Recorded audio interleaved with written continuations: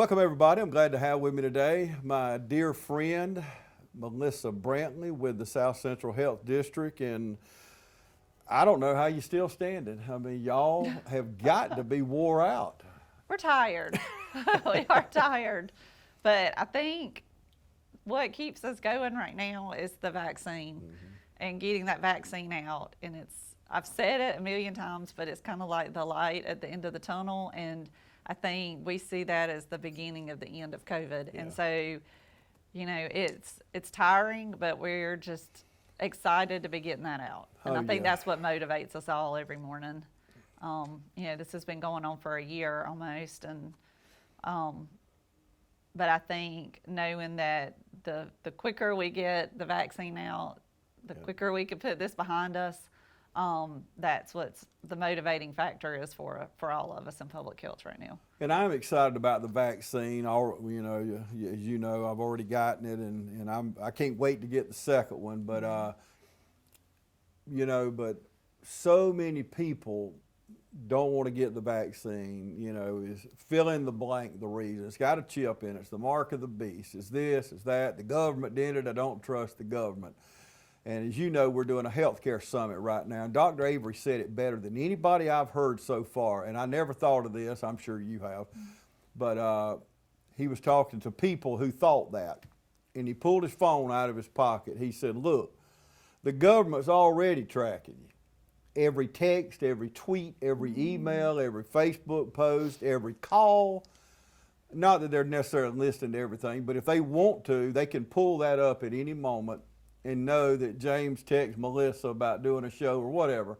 Right. So to the people who think that, you know, Big Brother's already out there.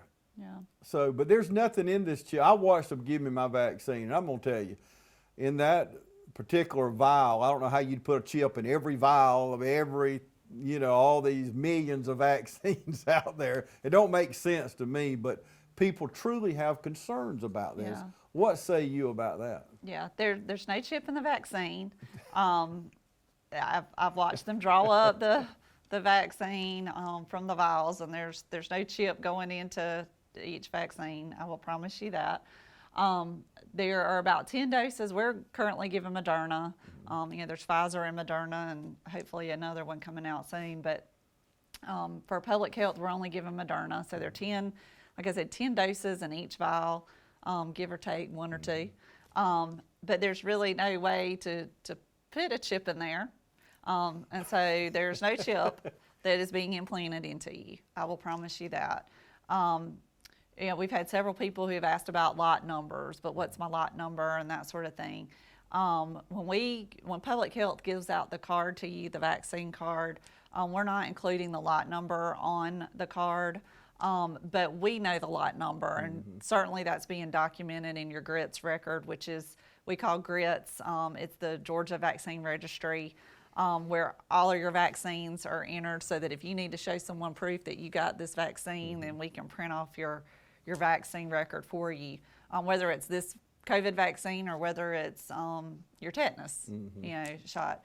So we include all of that into that GRITS registry.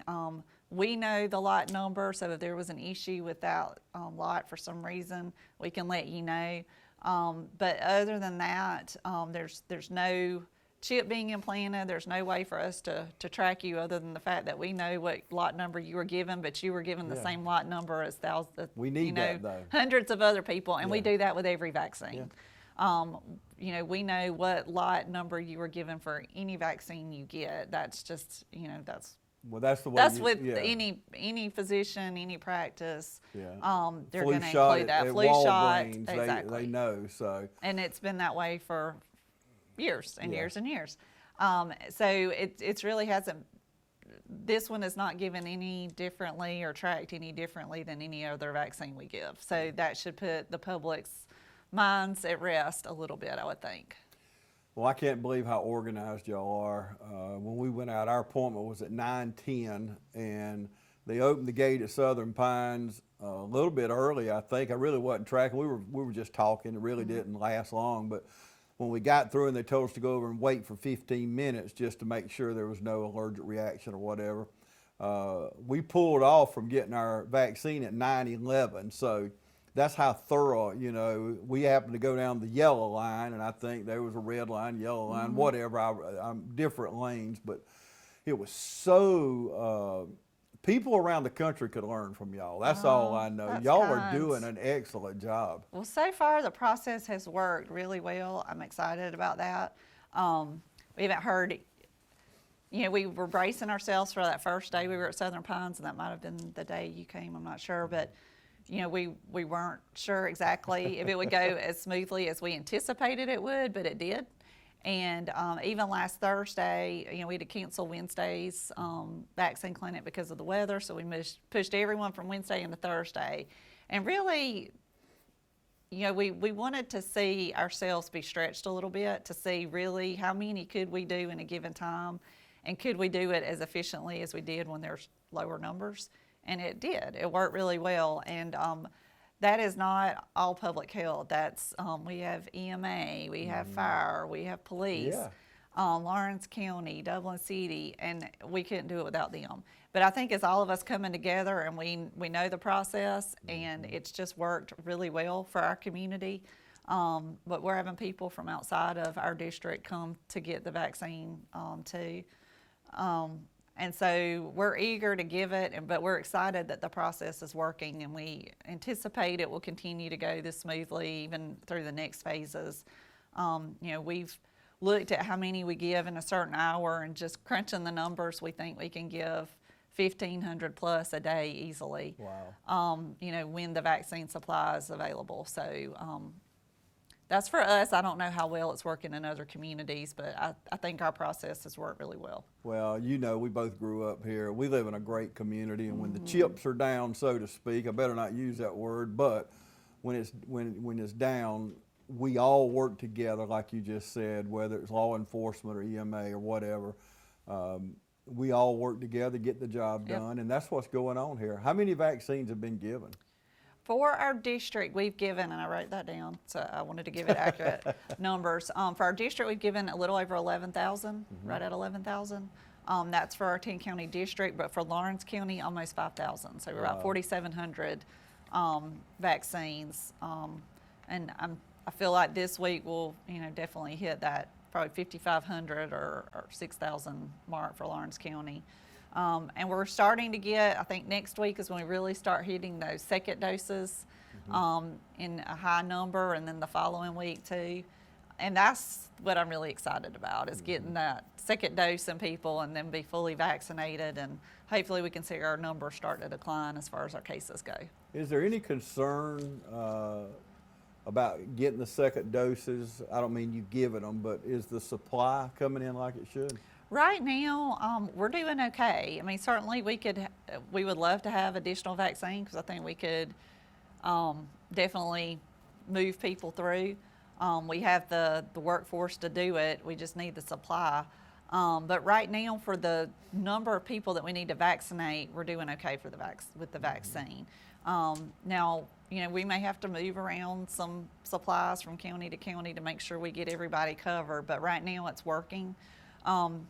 We do anticipate that hopefully we'll get additional supply.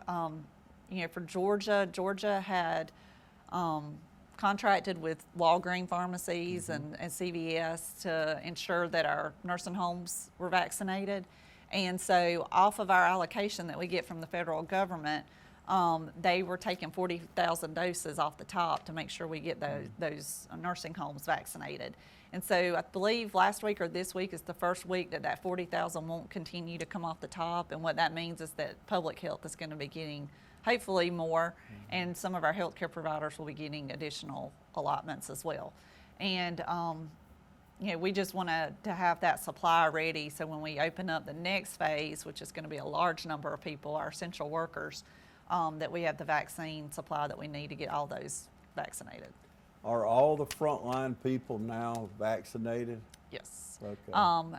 You know, we may have a few that we call them the Stragglers. Yeah, the laggards that maybe they were looking to see, okay, how did the vaccine go for my friend that I work with, and if it does okay with them, I'll go on and get it. We've had a few of those, but certainly the people, the healthcare providers and the frontline workers that wanted the vaccine have had the opportunity to get it. At least that first dose, and a lot of them have already gotten the second dose. Yeah, well, we're not, you can see we're not growing horns, or there's nothing happening to us. I didn't get an extra toe or No, and anything.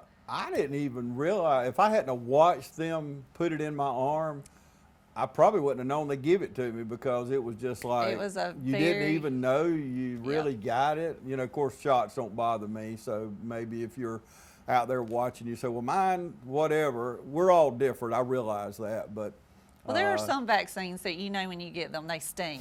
Yeah. This one, This is none. not like Rocephin, No. you know, I mean, something like that, you know when you get Yes. it, but it's like when It's I got. a pretty easy injection. It I mean, is. as far as injections go, I'm like you. I think I've heard a lot of people say, I didn't even know Yeah. I got it. I had no idea. And it really is I hate to say painless, but it's pretty. And Low- it's so low easy pain. too, Melissa. We pulled up, let all the windows down. Didn't even have to get out of the car. It was me, Mom and Daddy, and my wife, and somebody on this side, somebody on this side. Bam, bam, pull over, wait 15 minutes. I mean, it's like, oh my gosh, this was, because I was expecting a little more difficulty, you know. Well, I think for us too, we see on the news, and there are other states and other communities that are having a much more difficult time. I'll say locally, we've had plans in place to do these kind of mass vaccination events where we've practiced. We've gone out to Southern Pines for years and done kind of practice drive-throughs to see what worked and what didn't work, never thinking that we would actually have to do it. But I think doing those kind of practice sessions with each other really paid off, because we worked out all the kinks.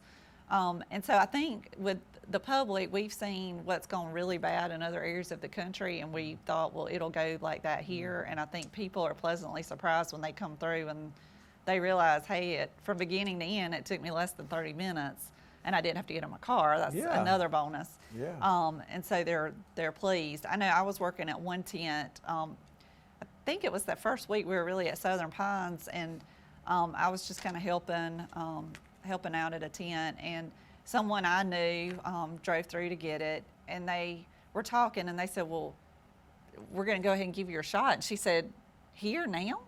This is it? And we said, yeah, this is it. You're here. She said, well, I figured I had to go somewhere else and wait, and there was a longer line somewhere. I said, nope, this is it. You have reached the point. And it was like they were completely shocked. And so I realized then really what people have been seeing on the media. They were fearful that would happen here. That's right. Or fearful that there was no vaccine for them. And I think, honestly, with helping with making appointments for people, which we've kind of been all hands on deck, everybody has helped make appointments. We've all taken our turn working at the COVID vaccine site to make sure we had enough staff out there.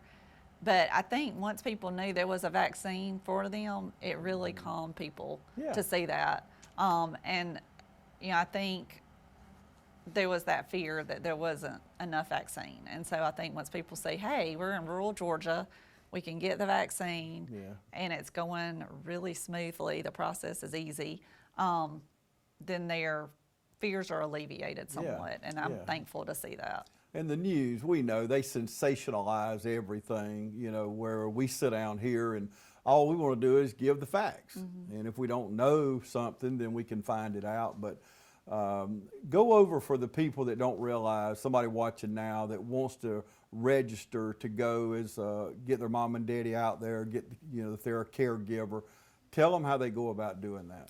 There are two ways you can do it, and we set up the two ways because we saw some of our sister districts that were having phone issues with only taking phone calls. The number of phone calls that would come in, and even here with us, we had 200 people call at the exact same time the day we opened the phone lines, and it crashed our phone lines. And so we knew beforehand we're going to have phone issues, so we're going to have another option. So there are two options. The first is they can call the call line that we have set up, the COVID hotline, and that's 478-275-6570. You can call them directly and you can make your appointment over the phone, or you can go online and you can register to get an appointment. And what that does is it triggers our staff to then call you and get you an appointment. And I think that really helped us with our phone situation that seems to be happening across Georgia and across the United States is the phone lines just can't handle the number of calls. And so actually the Sunday night we worked all day on the Sunday before we knew we were opening it up to the 65 and older, and we realized we're gonna have to have two options. Our phone lines can't handle that. And we set up on Sunday afternoon the registry where you could go in and register for a callback. And literally within 15 minutes, we would have 200 people register. It was just constant. And I think the first day we had 2,000 people register for a callback number. So, but our system has just worked really well. I will say if for some reason you have registered and you haven't gotten a call back, call us or register again, let us know, because it shouldn't take a long time for you to get registered. Okay. So if you see that there's something that's happened and you've been waiting for a couple of days and you haven't gotten a phone call, call us. Because certainly things can happen, errors can happen, but we want to make sure you get in as quickly as possible. Okay, and we've had that number up the whole time we're talking, so, you know, get a pen, pencil, but I think I was fortunate. I called and somebody answered on the second ring. They registered me, you know, it was just so easy. I guess I called at the perfect time, but I've talked to people, they registered online. It was so easy. Somebody called back the next day or the next day. And, but like you said, hey, nobody's perfect. I'm sure not. And things fall We all through the make cracks. mistakes. Oh yeah, hey, that's just, you know, part of life. But we got to take a quick break. We'll be back right after this. It's nothing personal. It's just business. Hello? That's how some people do things. Right away. To us, everything we do is personal. Because anyone can answer the call. It's who shows up that matters most. That's the quality of your independent agent and the company that stands behind them. Ask Curry Maffett Insurance in Dublin if auto owners make sense for you. You want to acquire real-world skills instead of student loan debt? OFTC gives you an opportunity to succeed in a safe and caring learning community with flexible classes on campus and online. In just 2 years, you could be ready for a career in a lucrative field that you love. Whatever lies ahead, education and skills training from OFTC can give you the confidence to succeed. Oconee Fall Line Technical College. Think differently about college. OFTC is an equal opportunity institution.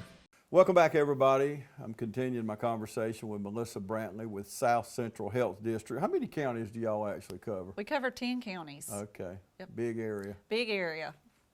We talked, you spoke at, I think, an ambassador luncheon or something here 3, 4, 5 months ago, and I asked you, well, it was right before school started back, because I asked you the question, were you concerned about school starting back? Now that school started back, we're in the flow of things. Are you still concerned, and is that working out? I think our schools have done a phenomenal job with students back in the classroom. I think none of us really knew what to expect, and I'll be honest, I was the first one to say I don't know how long this will last. Plus you got kids. Yeah, how are they going to do with masking for one? Are students going to be in a constant state of quarantine where they go in quarantine, come back to school and get put back into quarantine? But our schools have really done a phenomenal job, and I think we underestimated how resilient students are and kids are. You know, my kids wear a mask every day to school and they don't think a thing about it anymore. It's just the way it is. And no griping, no complaining, just put on the mask, and you know, they're used to having a temp check when they walk in the door. And it's just, it's sad that it's a normal, but it's kind of gotten to be a normal. Yeah. And we've made it through the school year, you know, and we're on the downhill slide. So I'm very hopeful that we're going to all make it through the school year without kids missing that face-to-face instruction, which we all know kids need. And so I'm very thankful for that. And I remember that question. The one thing that, you know, from my perspective in public health is we know that younger people tend to fare pretty well. Now, you know, we're seeing now there are some maybe potential issues with children who have developed COVID, having some long-term issues, but those are pretty rare. But you know, in general, we don't really know the long-term effects of COVID, you know, the diagnosis of COVID, what it really means long-term. I think those are things that are going to play out for the future for years to come, how it's affecting our hearts, how the loss of taste and smell is really affecting the nerves and, you know, our brains long-term. We don't know. Those are all things we're going to learn about. But I remember that question, and the thing that I think about personally, and I think that most people think about, is my kids will probably do fine, but who are they coming in contact with? And how does that affect those adults that may not be in great health? How will it affect them long term? And so I think for me and a lot of other people I know, it's not so much about the students and their health, but it's the grandparents they come in contact with, or the teacher with a compromised immune system that they come in contact with, and being safe with those people. And so it has changed I think everything, you know, for afternoon, after school childcare and things like that for me. And I'm sure it's affected other people as well, but because I don't want my family members to be affected by something my kids may not even know they have and take to them. And I don't want that to have to be something they live with. And that's real. You know, your mom and dad, my mom and dad, whatever. My own 15-year-old was quarantined right before Thanksgiving, and you know, all of a sudden, now what do we do? Does he stay at the house? Do we put him in a room? Do we, you know? But there's choices to make, but they do need to be in school. I was doing a story at the school last week at East Lawrence Primary about a young kid. It was the coolest thing. He come up with the idea he wanted to raise money selling lemonade at school to help buy band instruments for kids that didn't have them. He's a gifted child. And, you know, and I was talking to one of the teachers. I said, you know, if we were not in school, this creativity that these teachers are pulling out of these students, that wouldn't happen at home. So in Chicago, we're watching that story unfold, and the teachers don't want to be in the classroom. Oh my gosh, these kids have been out of school, and it's not like here, Melissa. You know, a lot of us I live in the country, or even if you live in town, you got a backyard, you can get outside, get some fresh air. What if you're on the 50th floor of a high-rise apartment with no balcony, that's why suicides are up. That's why depression is up. So these are things you're talking about, you know, pulmonary and cardiac and different things. Depression too, mental health. Very real, yeah. Talking to Denise Forbes at CSB, they're seeing a lot of things that don't have anything to do with your heart or your kidney The isolation functions. is serious. I agree. And I know just, you know, schools shut down, last March, and so I was working and trying to educate kids at home from, you know, March, April, and May, and learned very early on there's a reason I'm not a teacher. Amen. I was not cut out to be a teacher. And my kids don't learn well from me, but they need to be in a classroom, and they need to be with other students, and they need to be with a teacher that knows how to teach. And that's the best place for kids. Oh, yeah. But I feel like our kids have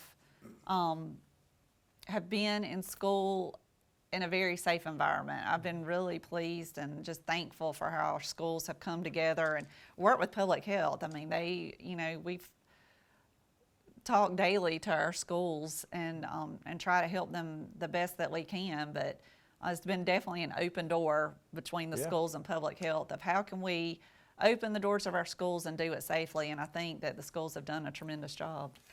Okay, changing, not subject, but changing what we're talking about. How long, and I buy the groceries in my family. My wife, I don't trust her in the grocery store, but or she's probably listening to this, but I'm curious. I wear a mask, I sanitize, I wipe the buggy off, but I'm picking up all these groceries that someone's handled.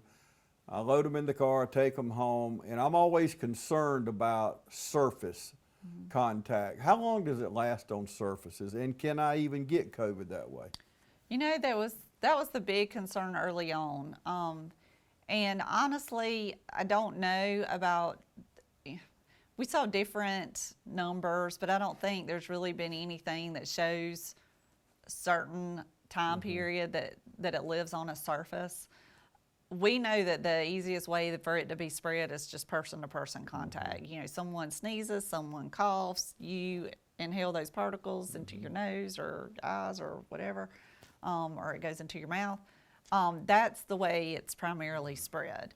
And I would say focus more on that than what you're touching objects in the store. Now, does that mean you don't need to be careful and wash your hands? No, that's absolutely not what I'm saying. But I think that would be your number one way that it's spread is, you know, from person to person spread. But as far as, you know, we actually even looked early on, okay, how long will it live? But there are lots of variables in the store you have to consider too. Some things, you know, are in the freezer section, so they're ultra cold. Some things are in the refrigerator section, and how does the cold affect those things? It's all kind of, there's so many variables that go into that. So it's hard to say it lives exactly this number of hours, and if you touch it in this time, you'll, you know, be affected. It's hard to say. But we do know washing our hands. We know wearing a mask. Dr. Williamson told me I was talking to him at church the other week, and I talked to Dr. Avery last week, and they both said the same thing to me, and they both have two different practices. And you know how many people the medical center see every year, but they said they know the masks are working because they've hardly seen any flu this season. Yeah, and that's exactly right. We've all commented on that too. Yeah. Usually our flu cases have peaked. You know, usually it's January, February is when we really see them start to peak, and they've been almost non-existent. Yeah, flatline. And even kids' problems, bronchitis, strep throat, and hand to foot disease, stuff like that, they've seen hardly none. Yeah. So I believe, even in my case, I'll tell you this, because I have underlying conditions, even after this is over, come flu season, I'm going to wear a mask. And I believe I won't be the only one. I've heard other people say that as well. And really, if you look at other countries, they wear masks during different times of the year, like flu season for those countries. So, you know, we might have looked at them strangely before, but now we may say, hey, that's there's some reasoning and rationale for that. But you're not the only one that I've heard say that. Yeah. So. I mean, because living, you know, even on a bad day, I love life. And, you know, we want to live, and the flu will kill you. Yeah. Pneumonia kill you. All these things, it's not just COVID, even though COVID's terrible and it's worse than any of those. But let's talk about, we know wearing a mask works. Washing your hands. There is a proper way, and my hands, if y'all could see them right now, are so dry. Of course, I'm OCD anyway about my hands. I shake a lot of hands anyway. So I wash my hands obsessively, probably too much, but probably from mental health, or not mental health, but behavioral health. And you probably would say, no, it's not too much. But what is the proper way? Because I get the soap and I get the water just as hot as I can stand it. Yeah, well, we say warm water, but you want to sing the happy birthday song through in about 20 seconds. Okay. But 20 seconds is a lot longer than you think. So I would challenge an adult to stand there and count really to 20. I've never heard that. Are you going to sing it for me? No, I'm not going to. You don't want me to sing it. You do not want me to sing it. I will sing it with pre-Kers when we do classes. But sing that, you said the length of that song. Yes, How sing about that. Or either count to 20. And most of us don't stand, you know, and we're done. But 20 seconds is a lot longer than you think. You know, we talked about hand hygiene. We do that with kids, but and we have for years. But it's important for adults to remember it too. And one thing we always tell kids is make sure you don't forget, you know, those thumbs, because we'll do this, and then you forget these fingers. So make sure you're including those. And then if you don't have a sink available with water, you know, warm water and soap and paper towels to dry them with, then use some kind of alcohol-based hand sanitizer. That's better than nothing. Of course, you can't beat good old-fashioned soap and water. Amen. We got to take a quick break. We'll be back right after this. I'm Don Carswell of Dublin Chevrolet. The new year means new savings on your favorite Chevys. Save over $5,000 off MSRP on the Chevy Equinox. And remember, Don sells cars well, only at Dublin Chevrolet. When the power's out, you're out of business. But with natural gas, with the City of Dublin, when the power's out, you can still cook on your gas stove, or shower with your gas hot water heater, or even fire up the grill. Plus save money every single day because natural gas costs half the price of electricity and propane. Start saving today with the City of Dublin Natural Gas. Call Brad Grimes at 277-5048 and you'll never be out of business with natural gas. To those of you watching now that say this ain't real, it's a conspiracy, it's whatever, I've stood over too many caskets. And I just stood over one this past Friday. We lost one of our prominent doctors in this community, and a lot of you watching, Dr. Vega was your doctor, and we will miss him greatly. He took care of thousands of people. Yep. Great health, he eat right, wore his mask, but he still got COVID. So we can still do all the right things and get it, but I want people to know, Melissa, and I want you to expand on this, but in the state of Georgia, we've had over 50,000 people that were bad enough to put in the hospital. It's not pleasant when your loved one has to go on a vent and the things they have to do. We don't realize it's not like the flu. The flu's terrible, but man, this is terrible, and that's what people have to realize. You don't want to, and I was talking with my great friend the other day, Wes Moy, a local pastor. He got through it. He liked to die. It's a miracle he lived, but now he's in a wheelchair trying to learn how to walk again. Right. And that's one thing that we talk about at our office is, we have a lot of people who say, well, they didn't die, they lived. It had, but what we see on our end are the long-term effects that COVID has on a person's body that sometimes the general public doesn't see, and that the person that has COVID doesn't talk about. The long-term lung issues, the heart issues that can last forever. And then, a lot of people say, well, I had COVID, but I only lost my sense of taste and smell. It really wasn't bad. But what they don't know are the long term. We don't know, why did you lose your taste and smell? It's because there were inflammation in that brain and those nerves. And so what does that mean long term? Those are all things that we won't know about for years, unfortunately.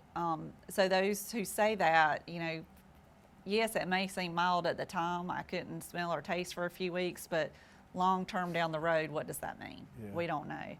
But, I know firsthand, just in the beginning, we were all doing case investigation, just trying to keep up with the cases. Fortunately, now we've hired additional staff and it's made life a little bit easier, still hard, but easier.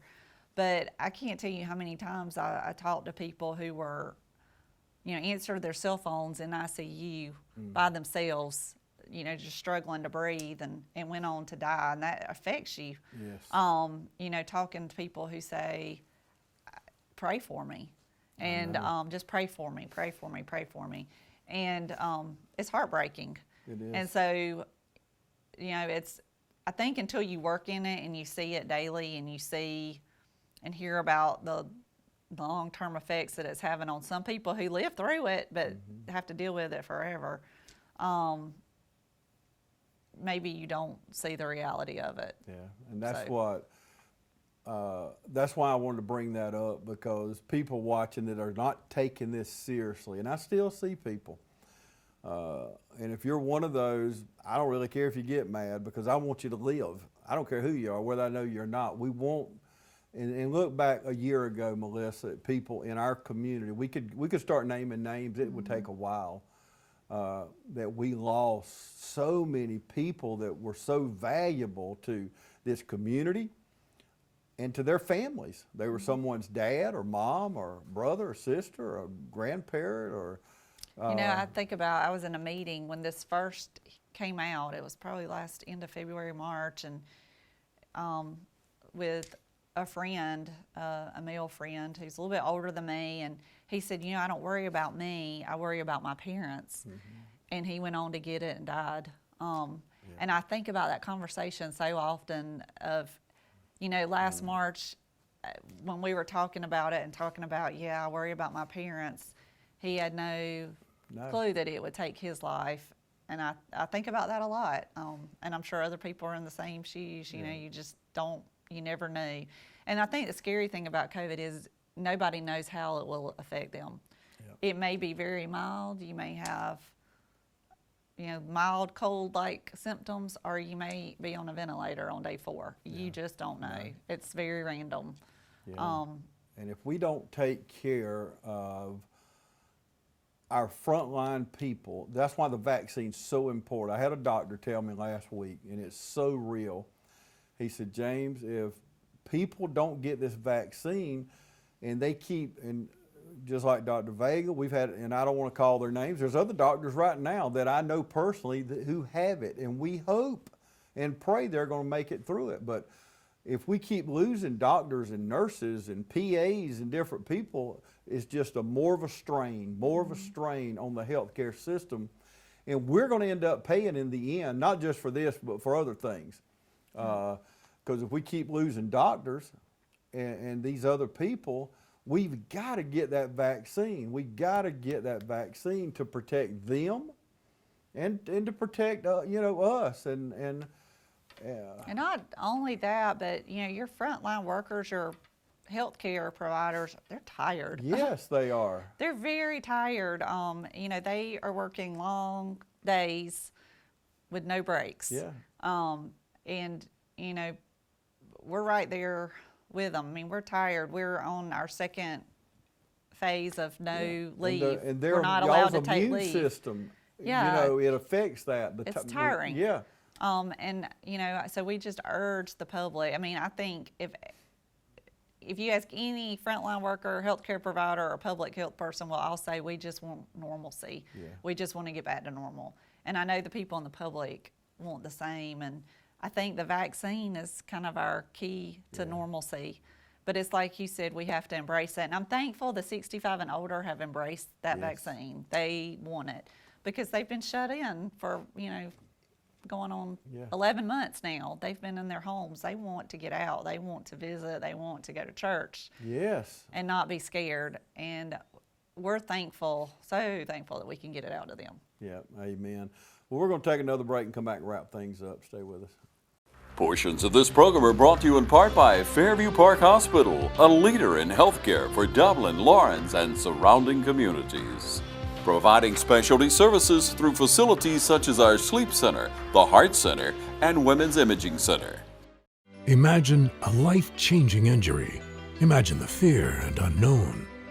The Houston Clinic Sports Medicine Team, the only physicians in the area with advanced certification in orthopedic sports medicine, treats sports injuries with innovative techniques. The Houston Clinic has helped nearly 1 million athletes live without pain. Imagine getting back in the game. Imagine the best game of your life. The Houston Clinic Sports Medicine Team. Welcome back, everybody. We want to wrap things up. If you're just joining us, I'm talking to Melissa Brantley with South Central Health District, and we'll be airing this show again, or you can go to our YouTube page right now at TV35 and watch this program and all our programs. And it's amazing. We track all our programs on our YouTube channel. And every time we talk with you, I know that last one, we had over 20,000 people engaged in that show. So that tells me people are interested. They watched at least some part of the show. They might not have watched the whole show, but they did watch part of it. And I believe this education that y'all are doing, whether it's on radio or newspaper, TV or whatever, I think that's really helped educate our public. What about the vaccine? Okay, I've got the first vaccine. I've had it for a couple of weeks, I guess. But how effective is it after the first vaccine? I took the Moderna. Yeah. Well, I kept hearing, and I was talking to another epidemiologist who was actually working at our COVID vaccine site, and she you know, we kept hearing 50. It's about, you get 50% protection, you know. And I thought, well, that's good. That's better than nothing. Yeah. When I get that second one, it will really boost it. But when we were talking, she said, I really wanted to see what the data showed. So I researched. And she said, actually, within about 2 weeks after getting that first one, it's about 80%. And she said, so that's something. That's a lot. And absolutely, that's a lot. I love it. So when I hit that 2 week mark after that first one, I did a little happy dance, you know. You sing happy birthday? Yes, I was very happy. But, you know, following that second one, it's about boosted on up to 95%, which is pretty phenomenal. Yes. You know, I don't know of many vaccines that can show that kind of data, so that's awesome. And what it also shows is that even if you do, let's say you still get it after that second one, that you're very much less likely to have a severe case. You're much less likely to be hospitalized. And for the most part, they saw no deaths within those people who were infected with COVID after that second one. That's pretty remarkable, especially when you look at where we are without the vaccine to where we can be with the vaccine. It's kind of a no-brainer for me. Yeah, and the trials, you know, I've had people say to me, well, James, they rushed it to production. They did it quick. Well, they didn't, and if you have watched lately on TV 35, you've seen Dr. Kraft. He was at First Friday, and he told us that this was the largest trial he was aware of because they used 37,000 people. I'm almost positive 37,400 and something, because I was really listening to him, and I've watched it since. But and also, to those of you who don't know, this has actually been in the making for about 10, 11 years. You know, it started during one of our other epidemics, SARS, and there was something else, but it didn't turn out to be as bad. So this the was RNA vaccines, which is what this is, they've been studied, like you said, for years and years and years. And so it's not, and obviously the research that they've been doing for years, like you said, 10 plus years, even longer than that from some I've studied, paid off. Yes. But all of the important phases that a vaccine has to go through in those trial phases have been done with this. And so I think that the public can be assured that it's not something that was rushed through, that was never studied. They've been studied, and they've been studied well. Yeah. And so, you know, I wouldn't have taken it if I felt concerned, and I wouldn't have urged my parents to take it if there were concern. I really feel confident in the vaccine. Oh, yeah. Same here. I feel, and I do want to stress before we close, the government did not come up with this vaccine. People like Moderna and Pfizer and Eli Lilly and AstraZeneca and others have been working on this. So it's not some guy that worked for President Trump or President Biden. It's not a Democrat or Republican. It's none of that. Yeah. So this is not something the government did. So those of you that say you don't trust the government, that's fine. That's your own personal thing. But these drug companies that come up with all the drugs we take did this. Yep. And I'm with you. I take my flu shot every year. I take my pneumonia shot every 5 years. I took my shingles vaccine. I just believe you should take care of yourself. I agree. It just, to me, it's common sense.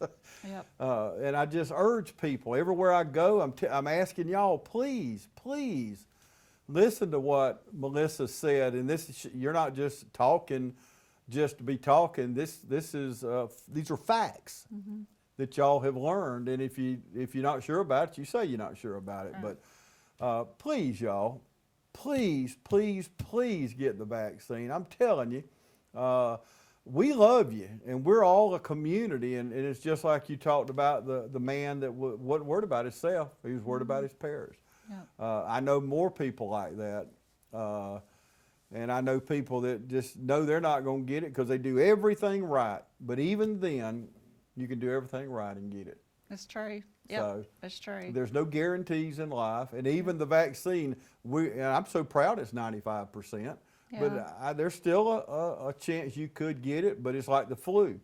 You take the flu vaccine and you get the flu, it's not nearly as bad. Much milder. I've been there. Yeah, exactly. I have too, yeah. And I'm thankful I had that flu vaccine, even though I still got the flu. It wasn't as bad as it could have been. Oh, yeah. And I think that's kind of how you have to look at this. That's right. Too, but we all need to get it, and I'll give you the last word, though, about the vaccine. We appreciate y'all helping us to promote it and speaking on behalf of the vaccine, because ultimately normalcy doesn't happen unless we get people to take the vaccine. And there's been so much fear and hesitation. Fortunately, not with the 65 and older, but my fear is that when we move into the next phase, which are our essential workers, which are the younger population that are working in essential jobs, that maybe they are hesitant to take it, and that we don't get enough people vaccinated. And so I would just urge the public to educate yourself on the vaccine, talk to people who have taken the vaccine, and I hope that they will end up taking the vaccine, and so that we can put the COVID behind us. I agree, and get back to normal. Some normalcy. And I'll end with, please get the vaccine. And even when it moves to, if you're watching us and you're 30 years old or so, like my children, I've shared with Melissa, but I want to share it before I go. My own children who work at the VA didn't want to get the vaccine because my son, I work out every day, Daddy. He goes to the gym. He eats right. He don't smoke. He don't drink. He lives a clean life, and he wasn't worried about getting it. And I told him that if he gets it, he may not know it and give it to me or his grandparents, and we end up dying. I wanted him to remember that conversation, and we finished. He said, "Daddy, nobody's ever told me like that." And he went around and got the vaccine, and my daughter got it the next day. So if you are that son or daughter, and you are hard-headed like I used to be, and I think through years of those hard knocks in life, we mature, is what it is, most of us. But if you are in that younger crowd, please, when it gets your turn, please get the vaccine for us. For somebody, is there somebody you love more than yourself? An Aunt Louise or a nice sweet lady at church or whoever? Think about somebody other than yourself and go get that vaccine when it's your turn. And let's wipe this out. Let's wipe it out in our area especially. So, Melissa, thank you so much. Thank y'all for what you do. Dr. Kraft, I can't think of a better person he's got a steady hand. He has guided us through this, and when he took the job a few years ago, he had no idea what he was getting into. And none of y'all, when you took this job, and all the testing and training that you did, like going to Southern Pines, never thinking that you would have to use this training, but you still did it, and now here we are, and that's why we have the South Central Health District that's doing a better job. I'll put them up against anybody in the country. Myself, of course, I'm biased. But thank you so much. We appreciate that. Thank you for the kind words. Thank you so much. We appreciate you. And thank you for joining us today right here on TV 35.